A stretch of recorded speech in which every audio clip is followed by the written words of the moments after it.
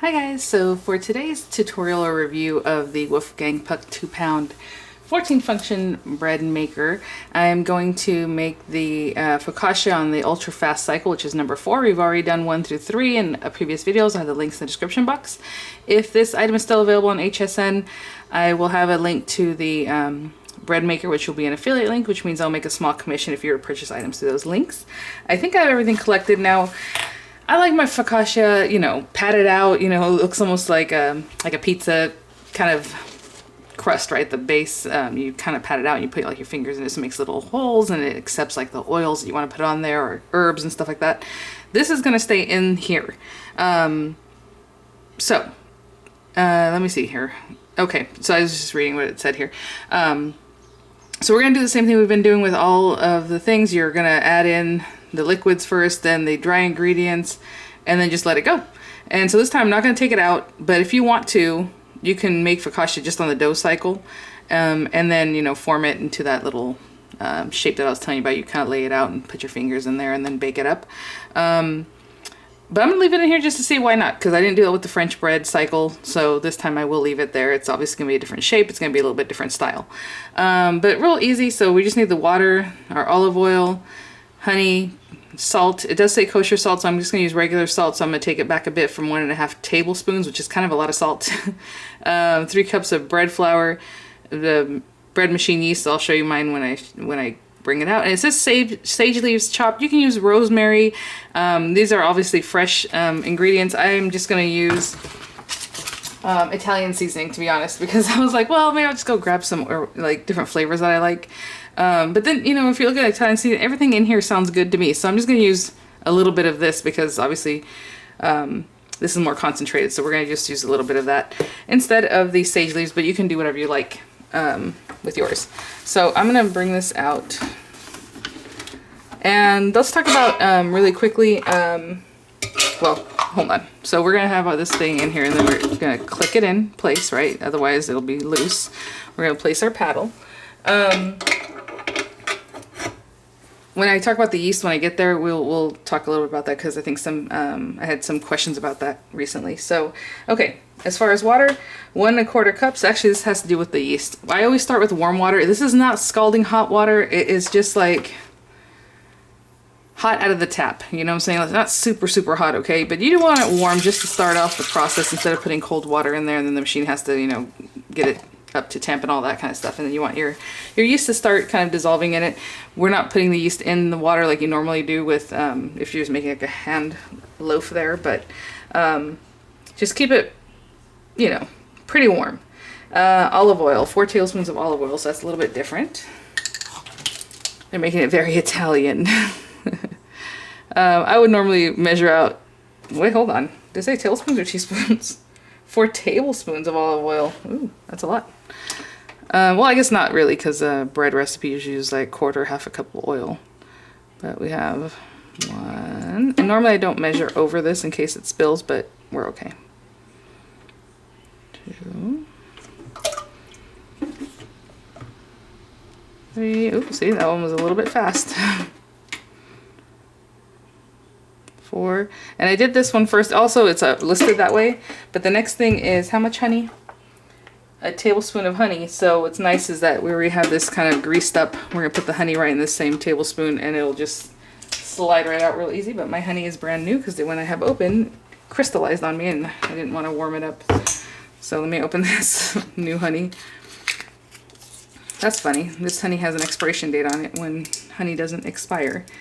It can get crystallized, but it doesn't expire. Yeah, 100% organic honey with an expiration date. All right. So 1 tablespoon of that. Put a little more because that tablespoon is a little bit light. But see that? It just slid right out because we had used the oil first. So there's that.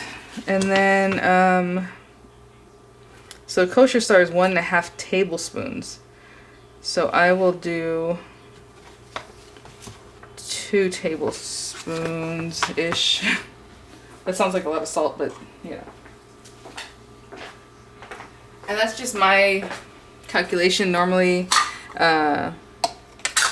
that number might be a little bit off, you guys, but the salt is just, it's just there for flavoring really. So that's kind of still a lot of salt in my opinion.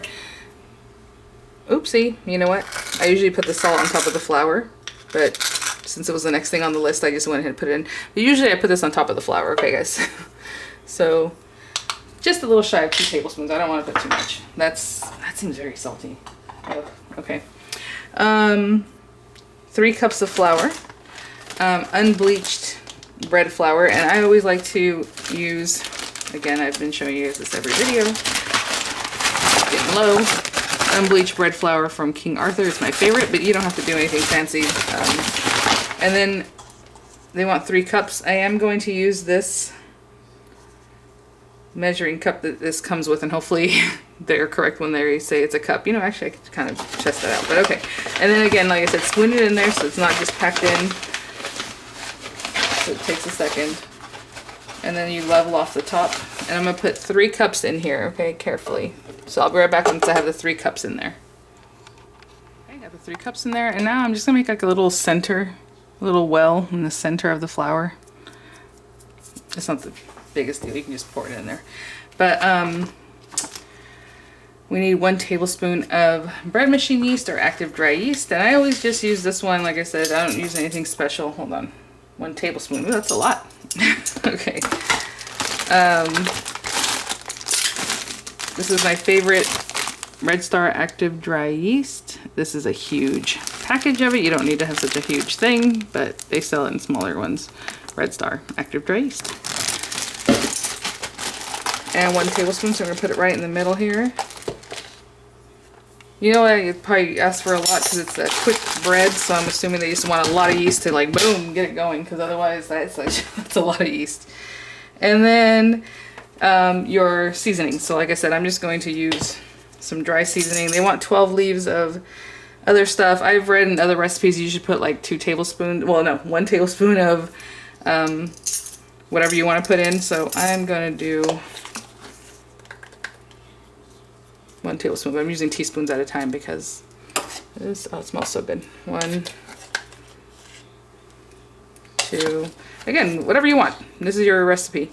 And usually at the end you put a little oil on top, you know, you bake it up with like a little garlic oil or some more herbs. So this is going to be baked into it. Okay, so let's close that up, plug it in. And usually what I do is I come back and I tell you guys when it finishes kneading, when it rests and all that. What I think I'm gonna do, well, if I'm available to check in, I'll check in with you guys. Otherwise, I'm just gonna let it go, and I'll write down the time so I can tell you guys the timing, because for me it's very important to know the times of how much, you know, it needs something and all that, because it's kind of important for later on. If you want to use that same cycle for another bread that seems to work for that timing, then you can do that, you know.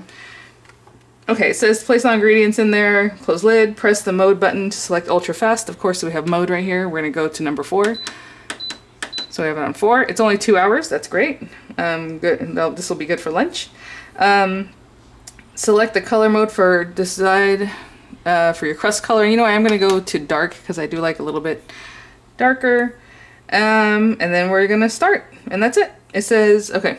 It does say that this dough will stay softer than other doughs and will not form a dough ball. Baking is complete when bread maker finishes baking cycle. So let's press start. And I'll show you the magic here. There it goes. Very watery. I mean, there's a lot of liquid in here and everything else, but okay. So I'm gonna let it go, and when I come back, you know, I'll give you some updates. It just stopped at 153 and it says rise 1, so I'm gonna write that down. I think it's only gonna do 1 rise, maybe a punch down, and then it should start doing something else, but I don't know because I'm just guessing. Normal focaccia only has 1 rising cycle, and then you shape it and then you bake it. So, but I'll be back because we still have 2 hours. It might have 2 rise cycles, who knows. Sorry, you know what I meant to show you was the dough ball, because remember I said it's not gonna really make a dough ball, but yeah, it's very, very liquid. You see that? So just so you know, I'm gonna close that up. And again, keep waiting. We're at 143 and it's doing another kneading. I don't know how long the knead is going to be, but I will come back when it stops and goes into the next rise. So yeah, it says knead 2. So it basically kneaded for 12 minutes, 7 and 5, yeah, 12 minutes, and then it did a rise of 10 minutes and now it's kneading again. Yeah, this cycle has me jumping. Okay, we're on rise 3.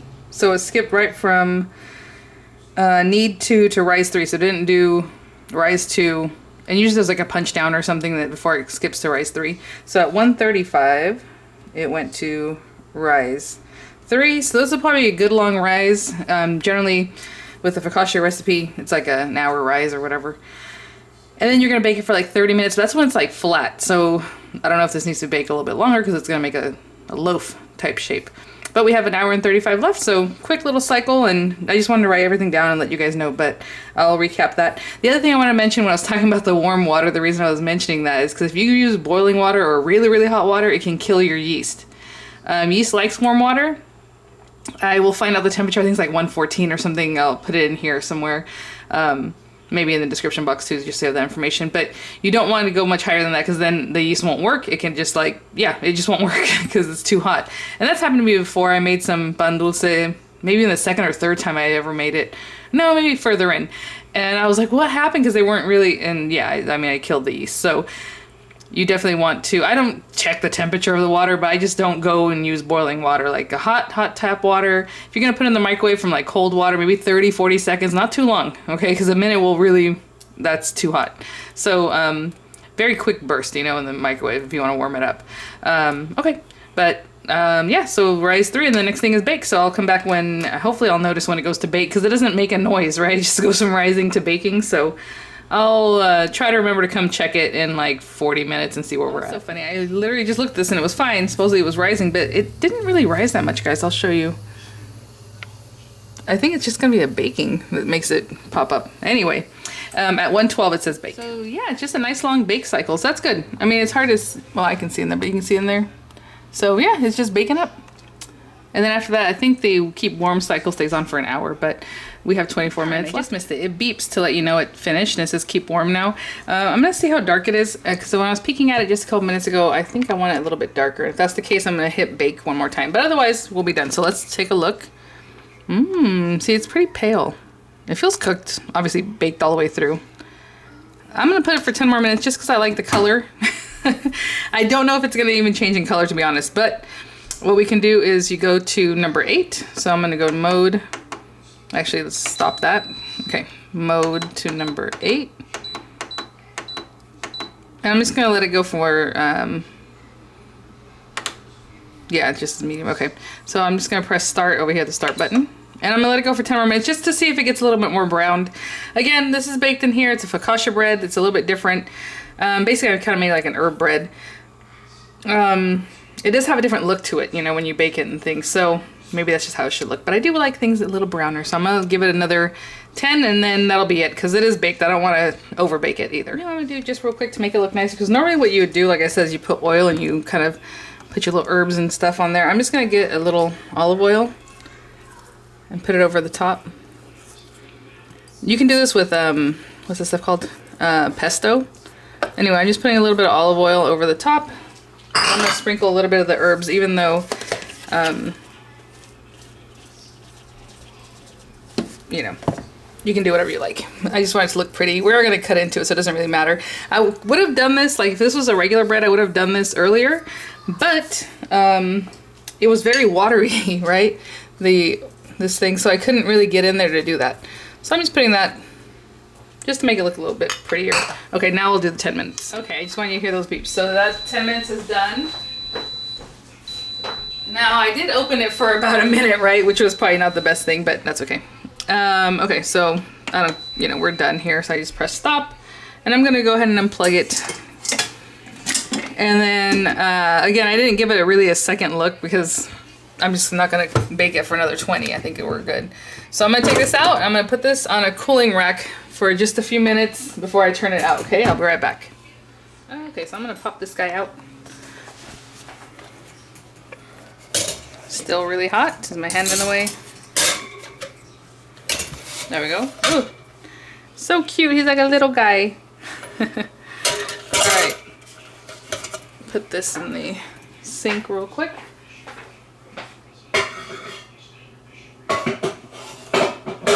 Again, you know, you do you if you like this. Look how cute. So again, it is nice and browned on the sides. Just the top dome didn't get super brown. Again, you know, it could be the recipe type. If you wanted to make a focaccia, so this recipe was very wet. I don't think this is the recipe that you're gonna take out and pat down into focaccia shape, in my opinion. It was super wet. So just find yourself another focaccia recipe if you're interested in doing that. Otherwise, this smells really good. Oh, it feels so soft. It's like a big air area there, pocket. I'm gonna let it cool. Do not cut into your bread when it's piping hot because it's just gonna release all the steam and your bread is not gonna be as nice. So I'm gonna leave it alone for a while before I give it a little cut. Maybe we'll dip it in some oil and some balsamic. I do like the shape for it though because you can make sandwiches. So even with the focaccia bread, the flat one, obviously you could cut a piece and then you could slice it in half even though it's like this thick. Make your little sandwich, a panini. That's normally how I use it. This will be a good little sandwich bread or just snacking bread. But again, a smaller loaf. It did use 3 cups of flour and this is how tall it got, which is interesting. Where the other ones use about 3.5 cups of flour and they got a lot taller, right? So we'll see. Hopefully it looks nice on the inside. I did check the temperature afterwards just to check it out and it was like 195, which is great. You want to get to 190. And we can turn this to the side and fish out. Look how pretty though. That browning is really nice. Mixed really well, as you can see. So we go in here and we fish out the paddle, which is right here. I'm not doing it too harshly because again, I don't want all that steam to come out. Close that up. I thought I might get a little piece to bite, but I did not. So I will be patient.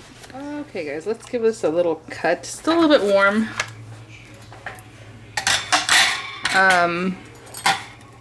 But it'll be fine. So I'm just gonna slice it like I would bread, I suppose. Even though I would normally do hunks of this. And what I'm gonna do is actually take a little bit of that olive oil that we had earlier, since I dipped in here anyway, and just rubbed it on the top and see the little herbs are in there now. I'm gonna leave that. Put this in the sink. And then I have some of this pomegranate balsamic vinegar, and I don't know anything about this company other than I tried this when I was at one of our local wineries years ago. So this stuff is aged here. Oliveforever.com it says. And then I got another one that's like a peach one. Oh, it's so good. Peach vinegar, basically balsamic vinegar, something like that. But anyway, I'm just gonna pour a little bit of this in here. Ooh, look how thick that is, you guys. And I use it sparingly, as you can see, because I think it was like 13, 14 bucks for this little tiny bottle. Okay, so I'm just gonna give a little slice here. We are celebrating a little bit this morning here in my house, so this will go well with my little drink. Look at that, beautiful bread. And it's really like a sandwich bread. You know what, I'm gonna pause here so I can take a quick picture, maybe. A still image for you guys. All right. Smells so good. So I'm saying for me, it's more like an herb bread now. It's very moist. Oh, and it's raining right now too. Gorgeous morning. If you can see that. Nice crumb. Really nice for a sandwich bread, but look how soft that is. Do you see that? When I squished it, like it's not doughy because it's cooked all the way through, but let's give this a taste.